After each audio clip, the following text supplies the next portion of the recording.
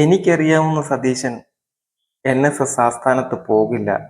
മുഖ്യമന്ത്രിയെ അവൻ ഇവൻ എന്നൊന്നും വിളിക്കരുത്. അതല്ല തറവാടിത്തം. സുകുമാരൻ നായർക്കെതിരെ KB ഗണേഷ് കുമാർ. ഈ വാർത്തയ്ക്ക് വന്നേക്കുന്ന കമന്റ്സ് ഒക്കെ ഒന്ന് നോക്കിയാലോ. മെല്ലെ UDF-ലേക്ക് അടുക്കാനുള്ള പരിപാടിയാണ്. ഒരു കാരണവശാലും ഈ ഇന്ത്യയെ അടുപ്പിക്കരുത്. വയസ്സായവന്മാരെ മാറ്റി ചെറുപ്പക്കാർ നേതൃത്വ നിരയിൽ വരണം. ആരുടെയും പിതാവിന്റെ സ്വത്തല്ല NSS. ഗണേഷ് കുമാർ UDF-ലേക്ക്.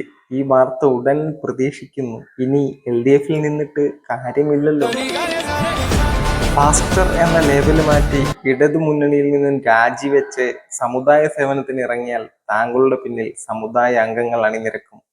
കട്ടപ്പയെ പുറത്താക്കാൻ ഏറ്റവും പറ്റിയ അവസരമാണിത്.